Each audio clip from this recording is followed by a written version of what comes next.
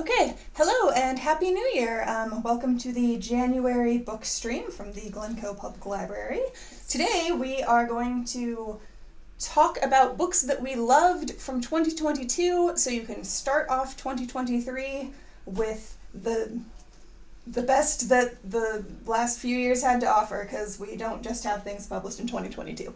We've got all sorts. Anything we read in last year. It's kind of a supersized episode. Yes, it is. Okay, so we are going to start with the Agathas, which is an Agatha Christie-inspired mystery, kind of, in that the characters are inspired by Agatha Christie to solve a mystery that happens in their school. One of the really popular girls goes missing after a party on Halloween night, and the police don't take it seriously at first because her former best friend decided to pull an Agatha Christie and disappeared after her boyfriend cheated on her. Oh. So she came back and the police were like, but you weren't actually missing! So now that this rich girl has gone missing, they're kind of like, maybe she's just doing the same thing that other girl did. Spoiler alert, she is not doing the same thing that other girl did. She did not just decide to run off. So this is about two girls who get together because one of them is tutoring the other one, and she needs tutoring because she, disappeared after her boyfriend disappeared, or cheated on her, yeah. So they are working on tutoring, and then the girl goes missing, so they start talking about that and decide that they are going to solve the mystery because the cops aren't taking it seriously. And then it just gets wackier from there. It was a very fun book, very kind of Veronica Mars-y in the girl power detectives, and they have a great dynamic between the two of them where it's like they kind of it's enemies to friends. Nice. in a great mystery way. And there is a sequel coming out in May, I think. So I'm looking forward to that because I liked the characters a lot. They were very fun. Nice. Following that up with something, because we had a couple that were just genre alone. Yep. So that mystery to historical fiction. This is an older book, The Gentleman's Guide to Vice and Virtue by Mackenzie Lee. I think it's 2017. Anyway, if you haven't read it, it was on my list for a while, so you might be the same. It is so good. It's hilarious. The main character and his best friend and his sister are supposed to go on this grand tour of Europe, as you apparently do when you're a rich man in Europe. And things don't go quite to plan because Monty, the main character, makes just a series of very bad decisions. Oh, he makes so many bad decisions. They're so great. But he and his best friend are secretly in love with each other, but they never really want to say it. And his sister is sardonic and very, very smart, and just why are you like this? It's very good. It's the first of 3, but I think there's also a novella. I think so. The narrator for this is really good. If you like audiobooks, yes. I think he actually won an audiobook award. That would not surprise me. Yeah, because it's very fun. Really, really nice. So The Gentleman's Guide to Vice and Virtue. And the second book follows his sister. Yes. Yeah. Who is also, like I said, very, very smart and witty. They're both very funny. Yeah. Okay. So now we are going to go to a prequel. So this is the prequel to They Both Die at the End. It is called The First to Die at the End. So in They Both Die at the End, that was about two boys who get a call at midnight from this company that knows when everybody is going to die, and they call you to tell you that, sorry, but you're going to die sometime during that day. This is the story of two boys who meet on the night the company is launched. So it's set in 2010, And much like the original book, it's very heartbreaking and sad, but life-affirming at the same time. So one of the boys has a heart condition, and he is convinced that he's going to die soon. So, like, he and his guardians sign up, the whole family up for this new service. And at the party in Times Square to celebrate the launch, he runs into the other boy whose name is Valentino. He is a model who has just moved to New York City, and he has his entire life in front of him. And they are instantly attracted to each other, so they start talking, and through their conversation, the first boy, his name is Orion, convinces Valentino to sign up for Deathcast, which is the company, and then Valentino is the first person to get the call, like the first person ever. And so this follows the course of Valentino's end day. I'm not really sure if...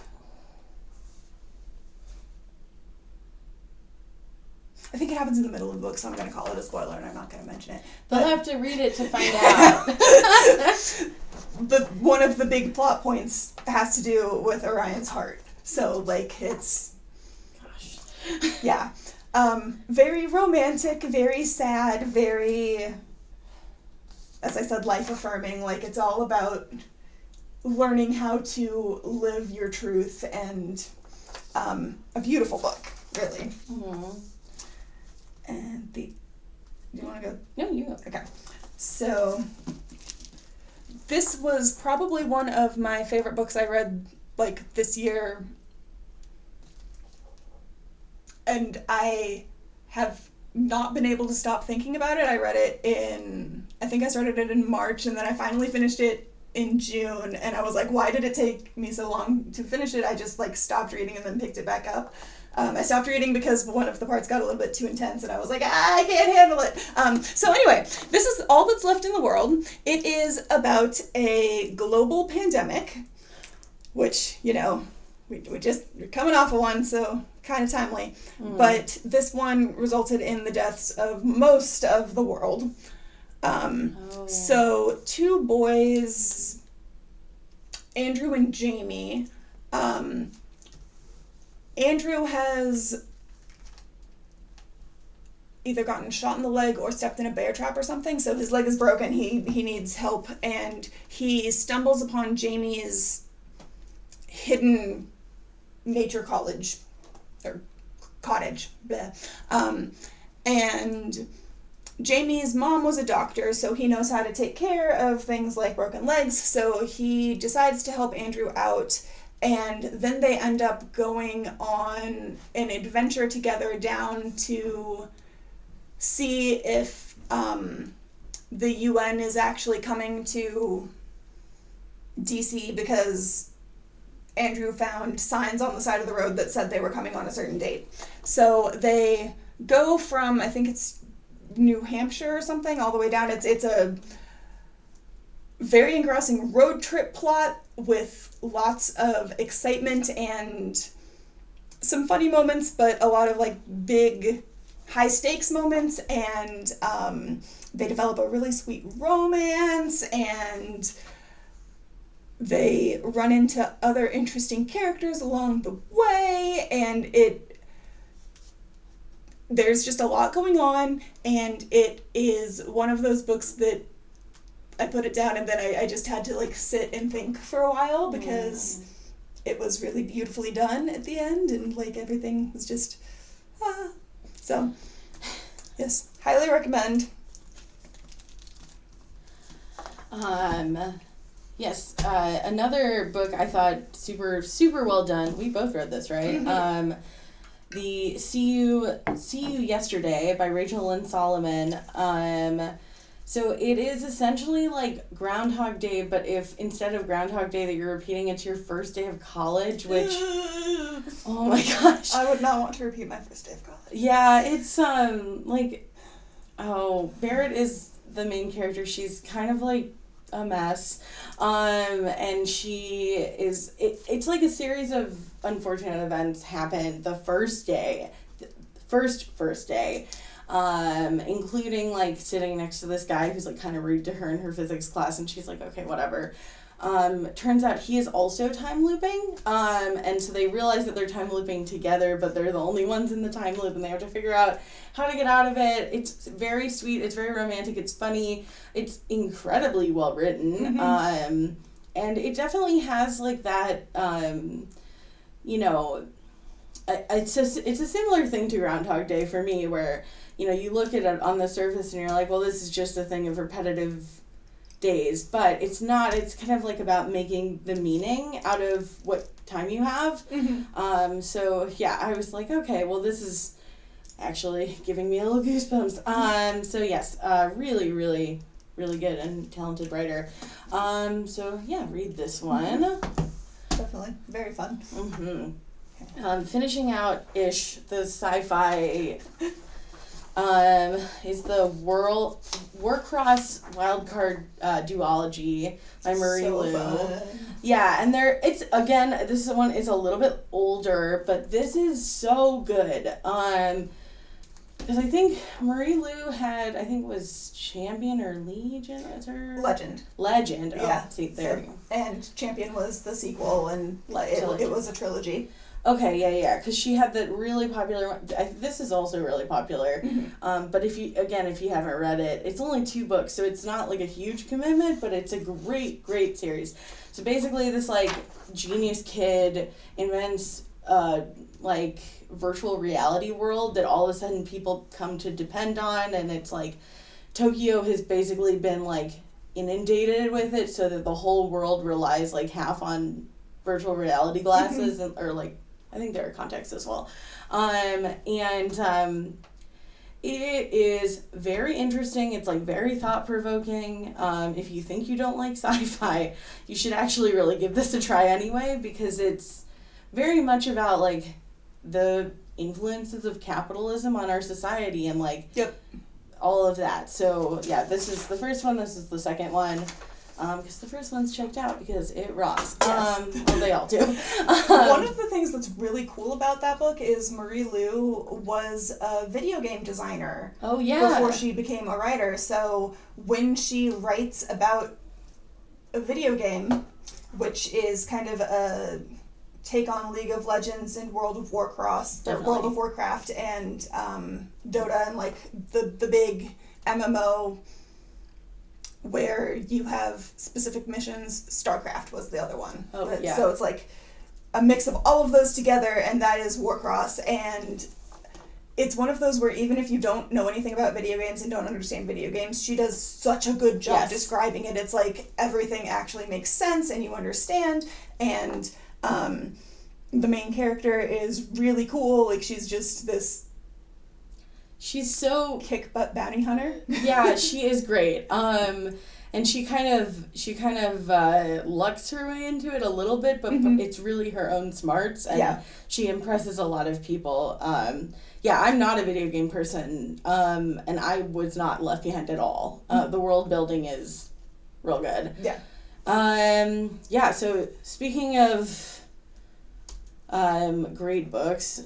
great world building. Great world building. So this Cinder, this is a 10-year-old book, but I'm going to talk about it anyway. I love it so much. And I did read it this year. Yeah. So Marissa Mayer, I don't know how to say her last name. Cinder, it's Lunar Chronicles is the series. Read all of them, seriously. Cinder is Cinderella.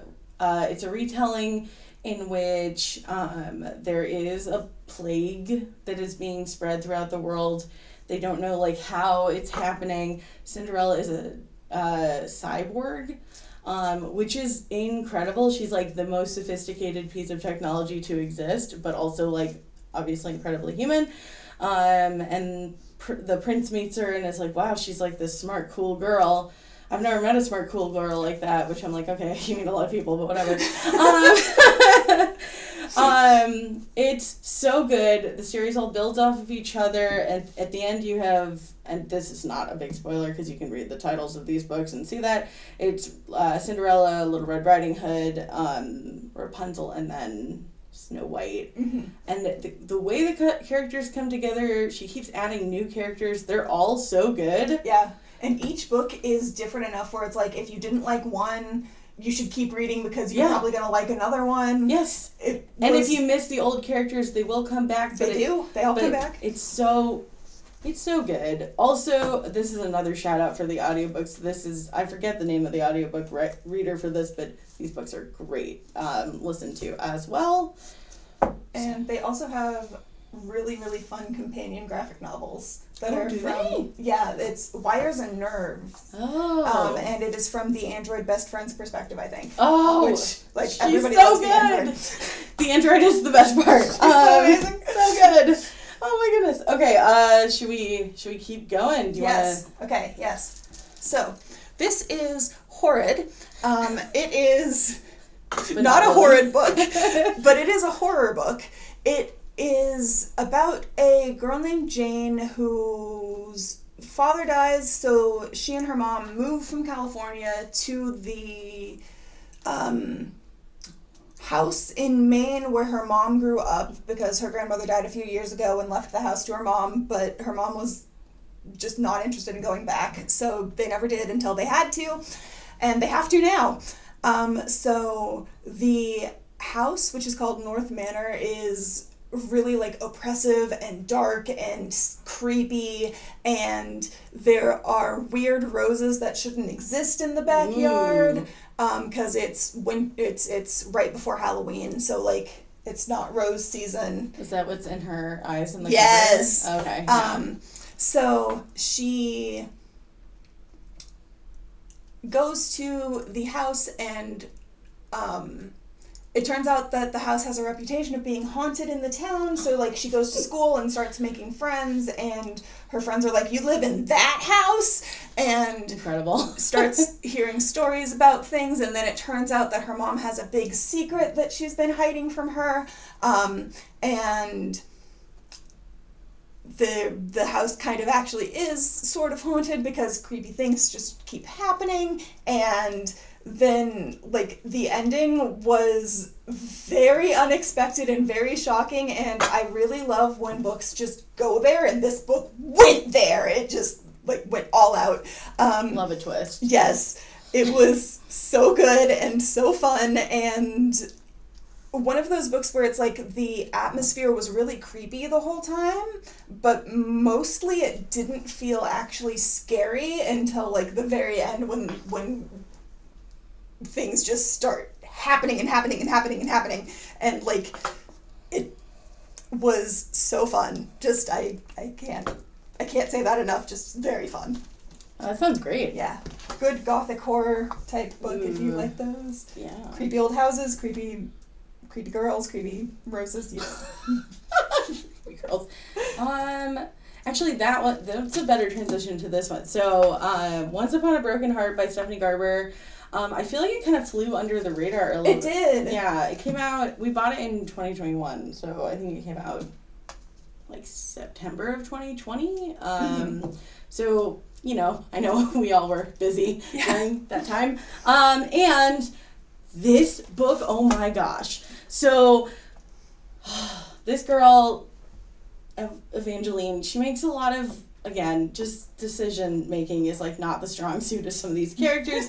She's like, she lives in this town where they're like, never go to and like make a deal with one of the princes, or I think, like, is it the Jack of Hearts? Anyway, it's this whole thing of like, don't go, make a deal, don't do that. She does it because she's like, because of course there's like a boy involved, and she's like, so her like boyfriend all of a sudden won't talk to her and is like in love with her stepsister, and she's like, he's cursed. It's for sure. Like, there's no way he just like stopped loving me. It's definitely, you know, it's definitely, you know, the other one. So she goes to the Prince of Hearts because she thinks he's going to be, like, the most sympathetic. Mm-hmm. And she's like, you don't understand. Like, you need to help me. And he's like, cool, I'll help you if you kiss 3 people. And I get to choose who they are. Jax is super vindictive. They have a super tenacious relationship. It is like a fairy tale retelling, but it's not a retelling. It's just, she just made it up. Whoa. Yeah, my brain was kind of blown. I loved it so much. I read it in like a day. This is one of those books where like page 1, I was like, so Prince of Hearts here, causing some stuff. It's so good. Just read it. If you like the like romantic fairy tale stuff, with a little trickery. Definitely go for that one. Yeah. Okay, so speaking of romantic, so this is, This Woven Kingdom by Tahira Mafi. This might be the most beautiful cover I've seen this year. It's gorgeous. It's literally gold. It's based on Persian mythology. It's like a young girl who, she works as a servant, and she's kind of trying to lay under the radar because she's a race of people that isn't like allowed. They've been killing them for many years. Meets a boy.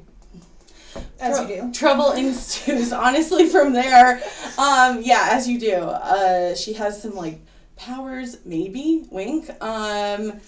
It's just really good. If you read the Shatter Me series, which is her first, like, main one, it's pretty different in, like, this one's a fantasy, those are totally dystopian sci-fi, and the, like, romancy aspect is all still there, and you still...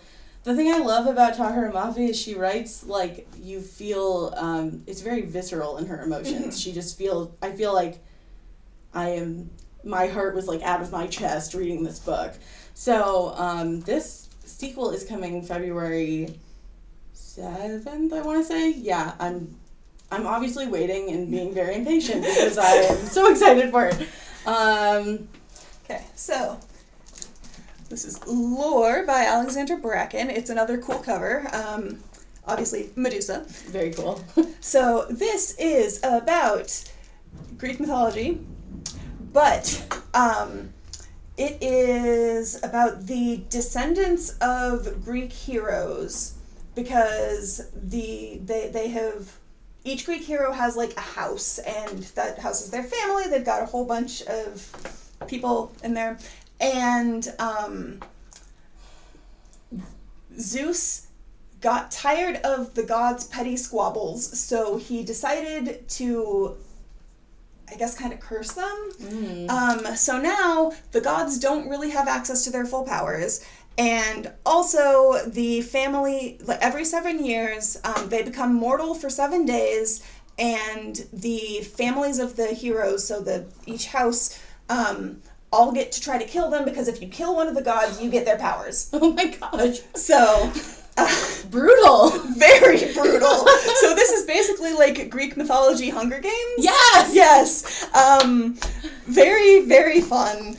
But this is about a girl named Lore, and she is the last remaining member of the House of Perseus.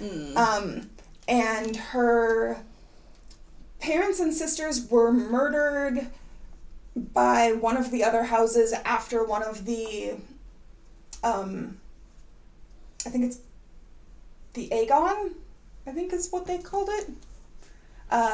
But basically you're not supposed to hurt anybody else except during that 7-day period, and so she's big mad that this other house decided to kill her family. As you would be. Yeah. So she went into hiding, and basically nobody has been able to find her for 7 years.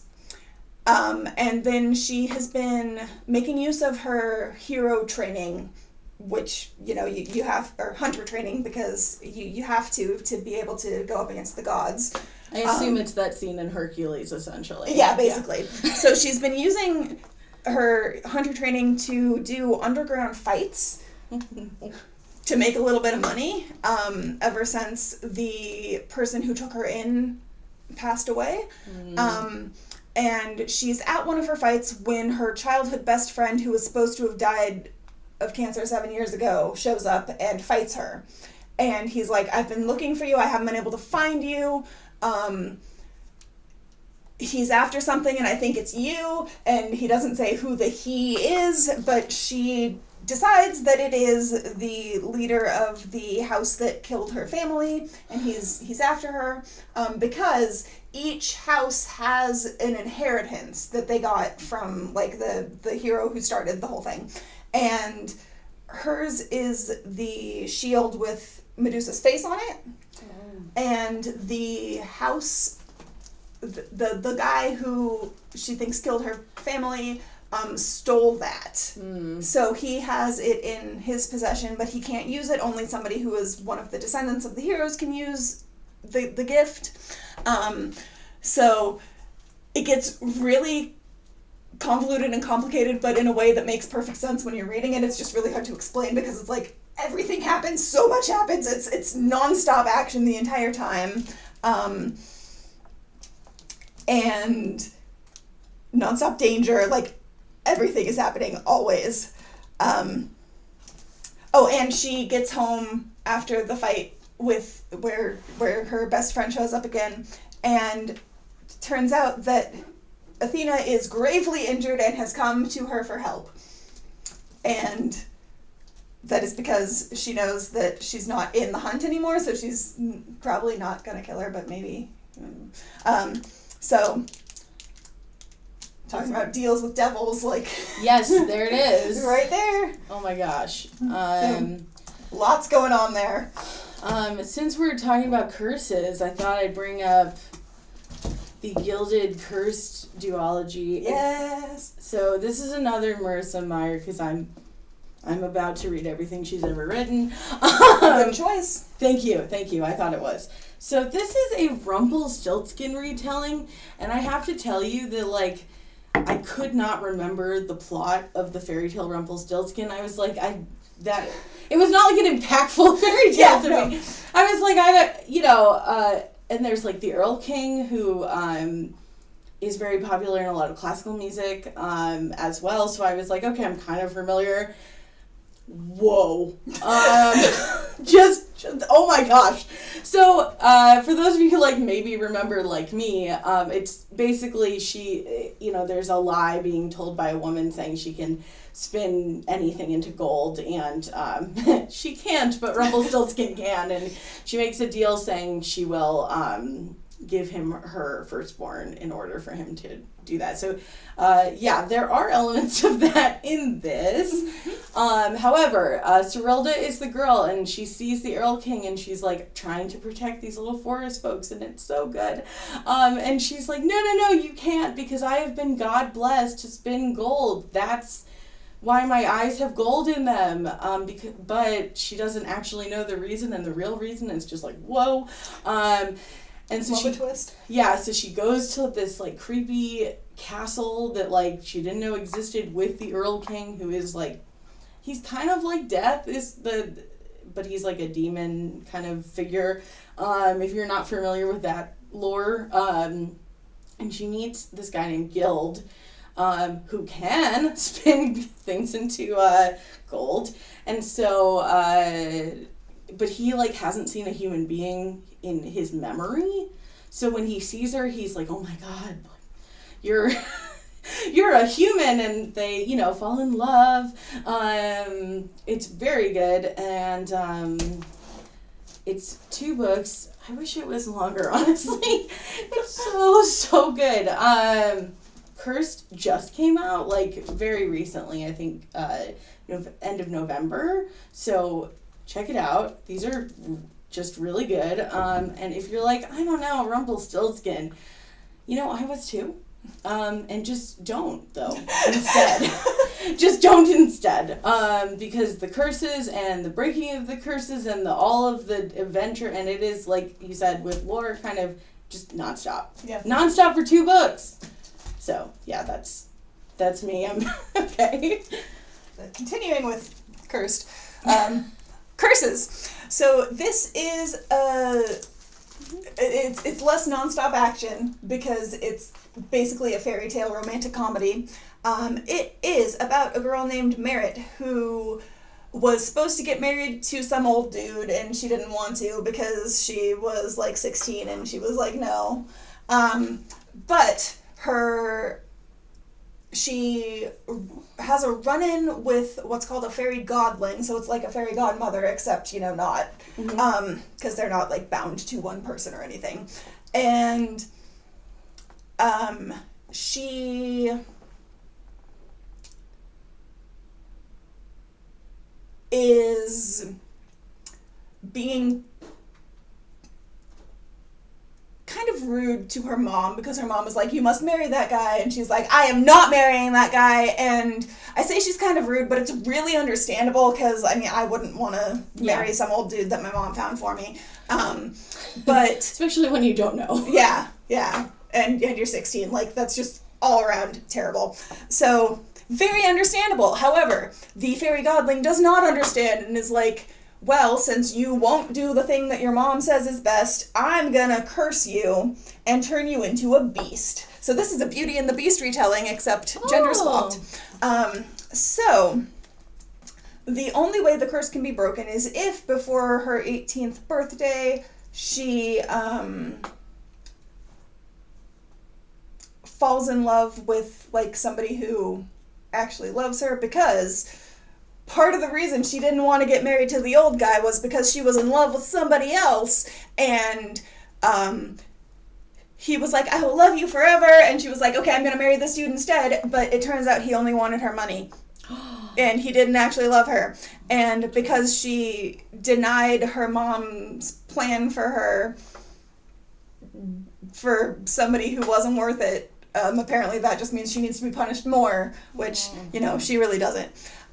So, Tevin is a member of a basically scam artist family. Oh. So, one of his main con is getting paid off by rich girls' parents to go away after falling in love with them. And he kind of hates it because he doesn't like hurting people. So he's very happy that his last job was actually double dipping. The girl in question was paying him to pretend to be in love with her because she was in love with somebody else that her dad didn't approve of, but her dad didn't approve of Tevin more. So when her dad paid Tevin to go away, he finally let her marry the guy she wanted to marry. So he was like, this is good. I did a good deed and I got paid double for it. And he has a chance run-in with Merritt, and the chance run-in is more that, his mom stole something from her and then was put in prison, and his dad was like, everybody must go rescue her. So the whole family went, and that was the chance run-in, The chance was that he actually went with his folks that he doesn't like. And he makes a deal with her that he will help her tell which guys are worthy, because her mom is like, okay, well, I will present all of these suitors to you and you must choose one. And she is like, okay, cool. But since he knows the con, because he's done it so many times, he's like, I will help you figure out who is worth marrying. And they go through the whole thing with all of the suitors, and she can take a potion to be normal human Merritt sometimes. That's a twist. Yeah. There's a curse support group that's really, really funny. One of the suitors gets cursed to turn into an ostrich because he was obsessed with birds, and one of his birds pooped on a fairy godling, and there lots of really funny stuff happens, but at the heart of it, it's this really sweet business partners to lovers romance. Just very cute. Love that trope. Yes, yeah. And it's got a whole bunch of subversions of the usual, like, fairy tale romance stuff, but really I would say it goes more with Shrek than any other fairy tale, Incredible. which makes me so happy. More Shrek retellings. Yes. More Shrek retellings. Just a really, really fun and delightful, funny curse book. Okay, so I had no idea that was a Beauty and the Beast because I was going to follow up with this. So I did read the A Court of Thorns and Roses series during this past year. I would be amiss to say it was not one of my favorite ones. Oh my goodness. So I hadn't read any Sarah J. Maas, and I, I'll hold it up, and I kept seeing it, like, everywhere, and I kept hearing about it, so I was like, well, I must read it. The first book is a Beauty and the Beast retelling. I would say retelling is, like, pretty loose. It's, like, a light basis of world building in that way. Also, if you don't like the first book, I would strongly encourage you to read the second one. The second one is pretty different. There's a lot more character development. Basically, there's this girl named Feyre. She has two sisters and a dad, and they used to be wealthy, but now they're not, and Feyre has to, like, go hunt for food. She accidentally kills a wolf who was a fairy, because that's a thing that they do. And then this big, scary, big wolf man who's, like, the beast in the canonical story, is like, hey, you need to come live with me or die. And so she does, because one of those is better than the other. And she's introduced to kind of, like, the world of the fairies and the magic, and it's a lot. And she starts out 19 years old. She's not making, like, the best choices, but she also, like, only has so many good choices. Mm-hmm. And as you kind of go through the series, she becomes a lot stronger, and it's, like, it's really nice to see the character development and growth. These are the first 4, but there's actually 5. And yeah, so speaking of that, I read that book, and someone was like, oh, you gotta read her first one. So this is Throne of Glass, which is if Cinderella, instead of going to marry the prince, went to kill him. Oh, great. It's if Cinderella was an assassin, was the original idea of this book. So Selena, she's, like, the world's most famous assassin. She just came out of being enslaved in a place where no one lives. And then she's going to compete to become the king's champion. There's lots of books, like 1, 2, 3, 4, 5, 6, 7, and a novella. A collection of 5 novellas, actually. 5 short stories, yeah. Mm-hmm. So, if you're looking for a long, according to my Goodreads, the 920-page last book in the series, I think is Empire of Storm. No, it's Kingdom of something. Wow. They're all something as something. Yeah, so that apparently was the largest book I read this year. But, you know, if you're looking for it's a long series. And it's really good. It's really well written. I really like them. They keep evolving and evolving, which is fun. It's like just because if you like the world, then you get a lot there. Awesome. So it's good. Yeah. Okay. Yes. So now we have something completely different. Yes. We are going to start off the something completely different with Jason Reynolds and Jason Griffin, Ain't Burned All the Bright. This is a really beautiful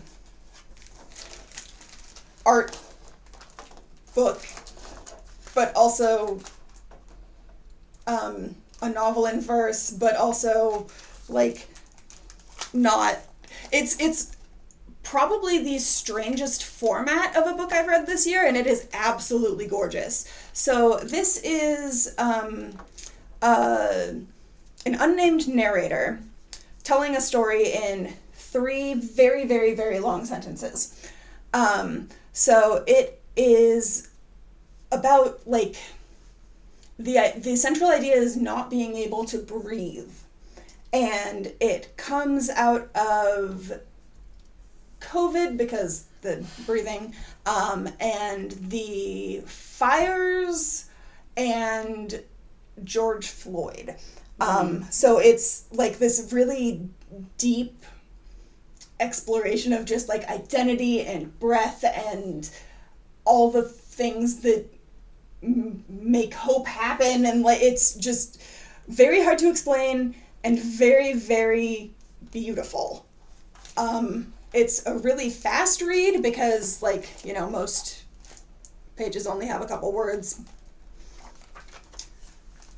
But it's one that is very worth the read. It's beautiful. Yeah, it's absolutely gorgeous. It's one of the ones that I did the read and then I had to sit and think about it for a while because it was just very affecting, and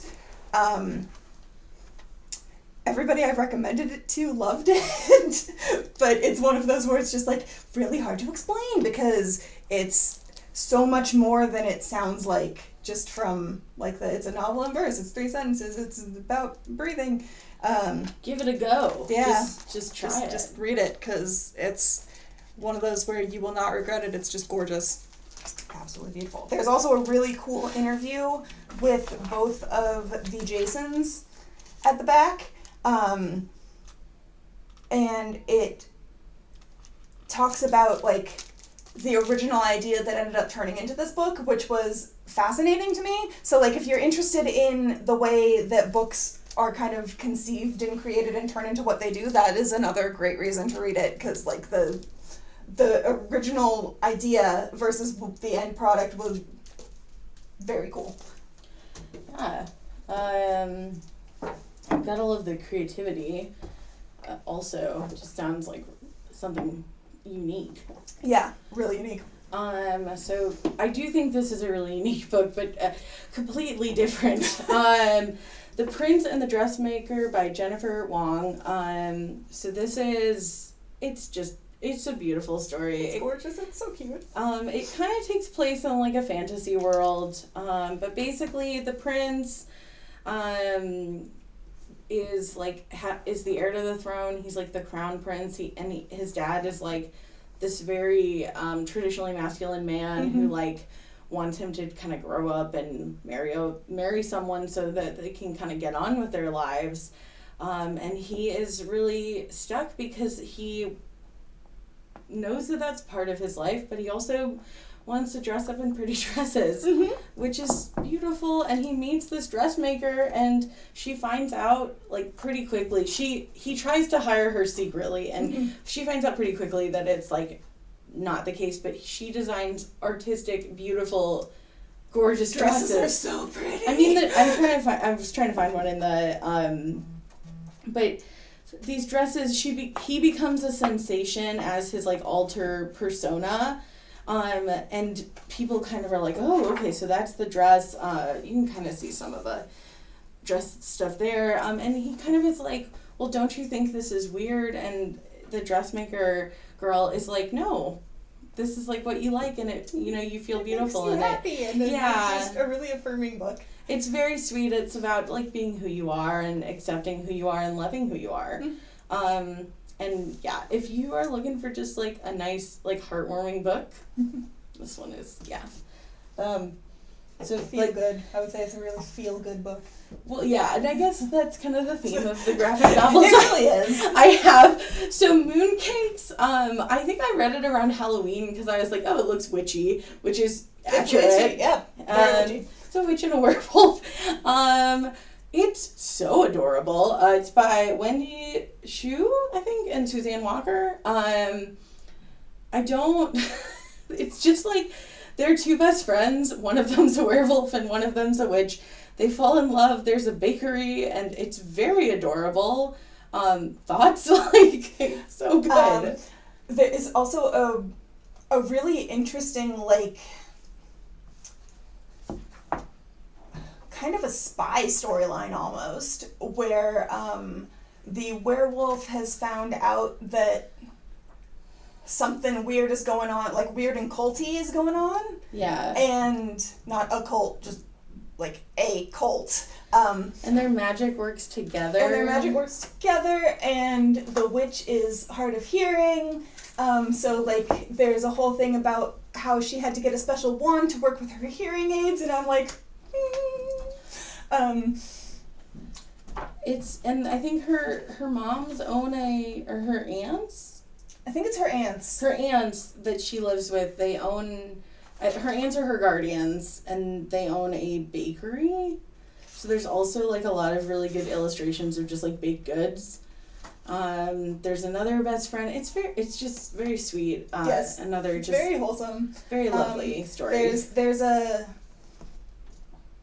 I think there's a cool grandma. There is a cool grandma. There's a very cool grandma. It's a cool grandma. There's a dangerous, like, animal demon that they catch in the woods. And the ants usually protect the village from the animal demons, but the animal demon escaped, and so, like, there's a whole thing with, like, wolves and werewolves and animal demons, like, that's a tie together. It's really well drawn too. I mean, yes. I am not an artist critique, but I do think it's really beautifully done. The color palette is just so soft and welcoming. I think that's something that it has in common with yes, absolutely. Because I read also them. Our next one that we're going to talk yes. about. Like, it's just these are all three just hugs in the form of books. Yes. Which honestly, like, who doesn't need that after the years we've had? Yeah. So I saved this one for last because I cried reading these books. So cute. I like these. The Heartstopper. This is not a recommendation just for one. This is for all of them. Please read them all. Yes. And the Heartstopper yearbook. Watch the show. Mm-hmm. The show is so cute too. It is rare to find. It was rare when I was younger, and I don't know how you feel the same, of being in high school and finding stories about queer high schoolers, and it just being about love and joy and friendship. And this is that. Mm-hmm. And it is revolutionary to my millennial brain. But I love it so much. It is just gorgeous. A young boy who is outward. I think he's 15 or 16. Yeah, and he's outwardly gay. He's been bullied for a lot of his life. And he's very anxious, which is relatable. And he gets sat next to in class in his, like, assigned seats. He's sat next to Nick Nelson, who is this, like, rugby lad, which, as I've come to learn, just means sporty or jockey. Yeah. It's a very British book. It is a very British book. Nick is a year older. He, to the main character's knowledge, kind of, like, assumes he's straight. But they form this very sweet friendship, and he may not be straight. It's really good bisexual representation.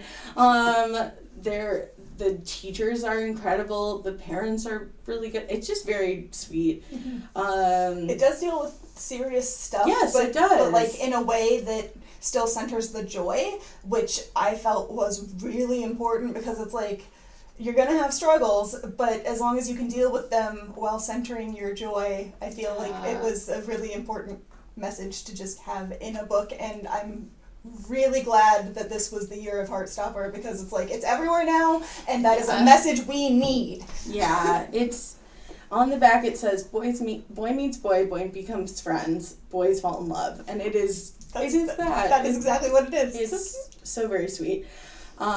But read the books before you watch the Netflix show, because then you'll really appreciate how they threaded the elements in. They did a fantastic job. It's let's see, Heartstopper and Lord of the Rings are probably my favorite adaptations of books because they nailed it. Yeah, the vibe is so right there. Yeah. Should I pull out? Yeah, let's do it. Continuing on our queer journeys. Do you want to maybe start with this one? Yeah, okay. So, this is I'll Be the One by Lila Lee. It is about a girl named Sky. Sky is fat, Sky is Korean, and Sky is going to going to audition for a reality show to find the next K-pop star. So she's really excited about this because she's a fantastic dancer, she's a fantastic singer, she loves performing, it makes her happy, it's, centering her joy. Yeah. And she goes to the audition and makes some friends in the line, and there is a very cute, very famous model boy who is also auditioning, and she's like, well, what talent can he possibly have aside from looking pretty? Turns out he's actually a very, very talented dancer, and his ex-girlfriend is also auditioning, and so they all get on the show, which is kind of a spoiler, but not really, because if they didn't, there wouldn't be a book. And the whole thing is she thinks he's really arrogant, but they are partnered together for the dance show. You can either audition to be a dancer or a singer, or you could do both. So Sky does both. The model dude's ex-girlfriend auditions to be a singer, and he is auditioning to be a dancer. So they're partnered together for the dancing, and she just goes all in on her dreams in this book. They grow closer as a result of their dancing together, and she has to deal with some major fat phobia from one of the judges, but the other judges really root for her in a very supportive way. It's really sweet. It does have a happy ending, and it's one of those books that just very much centered joy. Sky is bisexual. The love interest, Henry, his name is Henry, I forgot his name, but I remembered it now. He is also bisexual. They have a really great conversation about being bisexual, and then they fall in love, and it's really cute, and you don't see that happen very much in books because, I don't know why. It's a thing that needs to change. There need to be more bisexual books. Absolutely. And also more books about just happy fat people, I think. Because absolutely.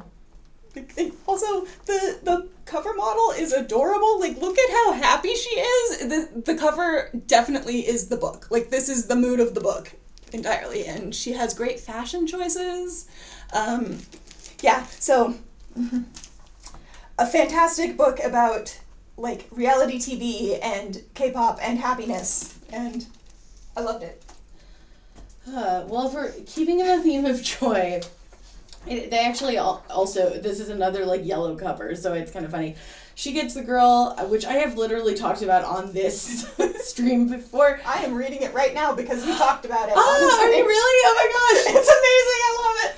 Okay, so this is, I was going to say She's All That, but for the youth watching, perhaps it's not a current reference. It's like a friends that, well, it's an enemies to one of them is teaching the other one to date, and then they fall in love story. It's the coolest, flirtiest girl in the world, and then the most awkward. And she's like, well, I can help you get this girl, and then that'll prove to my girlfriend that, I am capable of caring about other people. Which is, a flawed premise in and of itself, but okay. They're teenagers. They're going to have flawed premises. It's so adorable. They're freshmen in college. It's very sweet. It's they're learning their independence. There's some hard stuff in it as well, but it's again, brought up in a similar way to Heartstopper, where the joy is the centered thing, and it's romantic and sweet, but just lovely done. Lovely job. Alison Derrick and Rachel Lippincott. Yeah. All right. That one. I think this one would be a good. Yeah. So You Should See Me in a Crown by Leah Johnson. I'm late to the party on this, I think, because it's pretty. Oh yeah. So yeah, it's pretty old. It's a couple of years old, but it's so good. The main character loses what she is banking on to be her scholarship for college, and then finds out that prom queen has a scholarship attached to it, and prom queen is like already this giant competition, and she's like, okay, the idea of centering myself and being the main attention is horrifying, and like gotta get that paper. So so her and another person in the competition meet, and she's this new girl who's like super cool.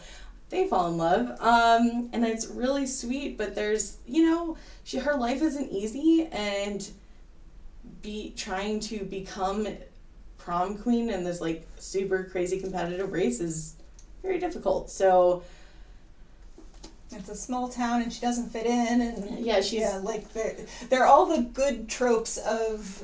It reminds me of standing out. If anyone's seen The Prom, I don't know if you've heard or seen The Prom, but there's a song that's like, "Reminder, don't be gay in Indiana," which is literally this book. Yeah. So it's very sweet, and yeah, love wins. Hashtag love wins. Beauty Queens by Libba Bray. So this is another one of the weird books that you really can't describe. Like, it's a surrealist satire, and also kind of dystopian, and also kind of survival. It is related to Prom Queen, except this is Miss Teen Dream. So it's a pageant, and all of the pageant girls, so one from every state, so there are 50 of them, get on a plane, and they're going to their pageant, and then the plane crashes on a desert island. But they are, pageant girls. And what are pageant girls? Pageant girls are resourceful, which anybody who knows that you can use Vaseline on your teeth to make your smile brighter is definitely a person I would rely on to absolutely be able to solve some problems when they are, stranded on a desert island, because that's exactly what they do. The front runner of the competition is like, okay, so we are going to survive, we're going to find food, we're going to find or make shelter, we're going to get ourselves rescued, but while we're doing that, we are going to practice for our competition so we're not behind, and we can be on the pageant and just be Miss Teen Dreams. And there is a girl who only entered the pageant as a feminist protest against her mom. So she's like, all this pageant stuff is terrible, and there's also a very miscongeniality element to it, which is a movie that I feel like the youth probably won't know, but you should watch it. It's amazing. Where that one is about a spy who infiltrates the Miss America pageant, and there's definitely sort of the kind of political thriller element to this book as well. Nice. And it's very, very funny, very, very strange. There's a really sweet romance. There is also a really awesome takedown of terrible romances. There is a great, just like, the girls start working together and become friends, and it's really heartwarming, but also it's really hilarious and funny when things start going very, very, very strange, because that happens pretty quickly. They're like product placements and endorsements scattered throughout the book because it's of course making fun of capitalism. It's just the strangest and most fun book I have read in a while, and I read it again this year, and I was like, this holds up. This is just as good as I remember. It is just a really, really great book about, finding yourself when you are trapped on a desert island because your pageant plane crashed. And making friends. The real prize is the friends you made along the way. Oh my gosh. That sounds so good. So it is good. It's so good. This one is a kind of recent one. The Friends You Meet Along the Way is a good one. So How to Excavate a Heart by Jake Maya Arlo. So she wrote, oh my gosh, this book is like my whole heart. It's so good. So Shawnee she has just done with her first semester of college, and she had a girlfriend the third day of college, and they just broke up. Oh no! It's just, she has so many feelings. They had a terrible breakup, and you find more and more about just how bad it was. And she meets May because her mom literally hits her with a car. And she's like, man, this girl who's like screaming and yelling, like, wow, she's so beautiful. Just like Kate disaster, and I love it. May and Shawnee are both Jewish, but it's during Christmas time, and Shawnee ends up walking May's dog. Yeah, there's a corgi on the cover. And it's wearing a little coat and it has little boots. It's featured very prominently in the story, and he's very good. There's like a snowed-in element. There's a Jewish Christmas, which is essentially what Jewish people do when they're not celebrating Christmas. The Chinese food, go to the movies. It's so good. And, just like falling in love, but kind of taking it slow and finding people who like have similar values. It's just like a very like heart to heart story. And it's very sweet. It made me feel a lot of feelings, and you probably will too. That author's done some really fantastic middle grade books too that are also very queer and very like cute. They're really good. Cute and happy. Yeah, they rock. Yeah. Hang on. Yes. Okay. Almost done, guys. So we are gonna go to Unpregnant. Again, Friends You Meet Along the Way. So this is a happy abortion road trip book. Sure. It is about a girl whose name is Veronica. Mars? And Clark, but close. So she is a big overachiever. She's like straight A student, gonna get out of my small town in... Are they in Missouri? I think they're in Missouri. A place where abortion is not legal? Yeah. I think it's Missouri.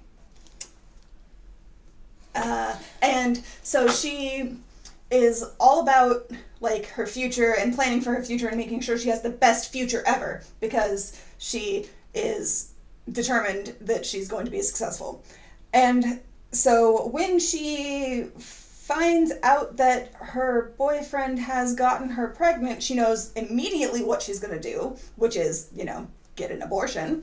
But the thing is that she can't get one in her state, and the closest place she can get one without parental approval or permission is in New Mexico, which is over 900 miles away. Oh my goodness. So she goes to her boyfriend and is like, hey, so here's the situation. And turns out that he did this on purpose to ruin her chances of going away to college because he's like, you're going to leave me and we won't be together and I love you so much. And he is a dirtbag. He is terrible. So she ends up meeting up with her ex-best friend who found her in the bathroom when she was taking the pregnancy test and like figured it out, and bribes her ex-best friend to take her to New Mexico to go to the abortion clinic to get to the appointment on time. And they proceed to go and have madcap adventures that involve, pro-life strippers and aliens and stolen cars and... like a young adult Thelma and Louise. Yeah, it very much is with an abortion at the end. Right. Yeah. So they are like going on this adventure together, and so of course they start to become closer, and by the end they are like sort of bonded for life because of this adventure. But like, what's going to happen when they get back to the real world, and what has Veronica learned about herself on this journey, and how terrible is this boyfriend? And he is very terrible. He keeps showing up like a bad penny. Ooh. And it's very funny. There's a lot of just really great moments that are light in the dark. Yes, and also Kelly Clarkson sing-alongs, because who doesn't love a Kelly Clarkson sing-along? Absolutely. This was a movie. I have not seen the movie, but I heard that the movie was also very funny. Yeah. I didn't know it was a book. I'm glad to hear it was a book. It's a book, and it's a great book. I also think the cover is really funny because it's the pregnancy test with the expletive on. Oh, is it? Yeah. Oh, yes, yeah. Okay. Uh-huh. So, just like, yes. So, if you are tired of all of the teen pregnancy books being, like, really sad and just huge downers, and just, if you need a happy abortion book, here's your happy abortion book. It's great. It's really funny. She never thought she'd want to fail a test until now. Mm-hmm. Oh. So, another... moving on to Tokyo Ever After, which is basically a Japanese-American version of The Princess Bride, but very modern because, it just came out a couple years ago. I think it... Oh, no, this was a 2021 book. Huh, not as old as I thought. So... Izumi finds out that her single mom, who is a professor, had a runaway romance with the Crown Prince of Japan when she was in college, and then she finds out that he's actually her dad. And so she manages to get in touch with a mutual friend of her parents, and is like, hey, you don't know I exist, but I do exist, and I am your daughter. And he brings her to Japan and teaches her how to be a princess, and Ooh. It is very, very, very funny. This is one of those books that is just a triumph in terms of voice. Like, this is the character. You are in her head, and she has a very distinctive voice. It's very funny, very charming. She is very relatable in that, like, she loves food and does not love polite manners, which, of course. So she has to deal with learning how to be a princess, and also her cousins, who she calls the Shining Twins because they are twins and they are kind of evil. And they all just, like, there's big royal drama. There's sweet moments between her and her bodyguard, who is very stern and calls her Radish, because that's her code name. And love that. It's just a really, really sweet, adorable, funny, like, I laughed out loud multiple times, books. And it has a sequel called Tokyo Dreaming, which I think was checked out. But it was also, like, it was one of those sequels where it didn't need a sequel, like, this book stands on its own, but I'm glad it got one, because the sequel was also very fun and very charming, even though I knew what was going to happen, like, from the beginning, because, you know, you have to have a love triangle, and it's like, okay, I know where the love triangle's going, but, you know, very cute, very sweet, very fun. You royally enjoyed it? I royally enjoyed it, and also it made me really want sushi, because the food sounds so good whenever she describes it, and I'm just like, yes. I'm stacking them up so we can... Yes, good idea. Okay, so the last thing we have is more royal drama. So this is the American Royals series. American Royals is the first book, and it is the story of what if instead of becoming president, George Washington was like, I'm gonna be king instead. Which he very much did not do, but in this universe he did. So the Washingtons are the king, or the royal family of America, and it's a really actually interesting alternate history take too. Like, that was the thing I was really impressed by, was Catherine McGee actually sat down and thought through all of the ways it would be different and all the ways it would be the same, and like it deals a lot with the ramifications of colonialism, and like there's a lot of serious heavy topics that are just sort of background information for the high stakes super soap opera teen drama. Like, if you watch anything on the CW, it will have less drama than this. This is the most drama I have ever read in a book, and then it just keeps going. So American Royals is the first one, and it is the Crown Princess Beatrice is having an illicit love affair with her bodyguard, because, you know, princess and bodyguard, that's just a thing, as we learned in Tokyo Ever After. Then her two younger siblings are twins, Samantha and Jefferson, and Samantha is having a moment because her older sister is supposed to get married, and not to the bodyguard, because, you know, nobody's supposed to know about that. Sure. So she has to find a fiance among the eligible royal bachelors, and just it turns out that the front runner for the Royals. fiance thing is the dude that Samantha is super into. So that's dramatic. And then also, Prince Jeff is, he just got out of a relationship with a girl who was the, like, she really, really wants to be princess. Like, that is her life goal. She is gonna be princess at all costs. But he is in love with his twin sister's best friend.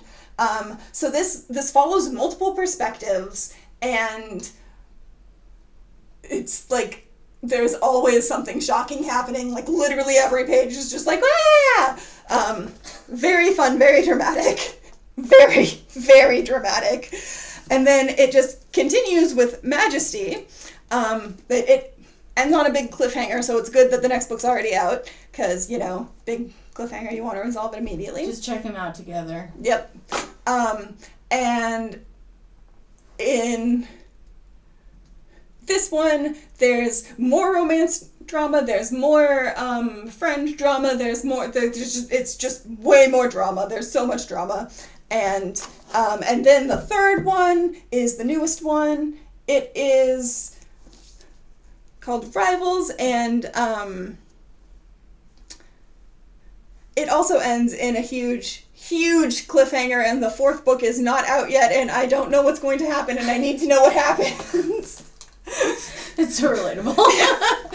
So, one of the fun things about these books is there are so many opportunities for good ships, and, like, the fan fiction, I'm sure, I haven't read any, but I'm sure there's gotta be a lot, because there's so many opportunities to just run with with small things.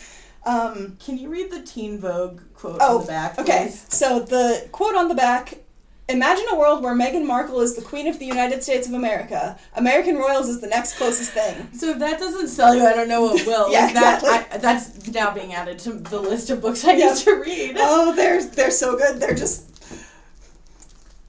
like, I'm gonna say they're sort of the dramatic trash, but it's not trash. It's really good. It's like not poorly written. It's well written. It's just a lot of fun. Brain candy. Brain candy, exactly. Like, if you want to just be swept away in drama, these are the books for you, for sure. They are so good. So fun. So clearly we hated a lot of books this year. Yeah, totally.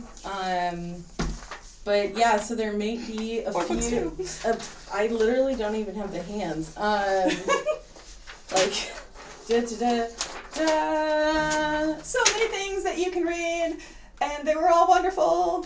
Yeah, just read all the books. Mm-hmm. If you know, or come talk to us, and we also can recommend them in person because we like doing that too. Or sign up for a bibliobox. Yes, because that is a thing we are doing, and you fill out a form, and then with your preferences, librarians give you books and also treats. Yes, yeah. There's gonna be treats like candy, maybe some like bookish goods. It's gonna be really fun. So I did the preview one, and it was great. So I highly recommend signing up because it's a great idea. It's going to be so much fun. I'm very excited for recommending things like as secret surprise presents. Yeah. All right. Thanks, guys. Yeah. Have a great start to 2023, and we will see you next month. I think we're going to be talking about romance because it's February and like we're cliched. Yeah. But romance is fun, so hey. Okay. Bye.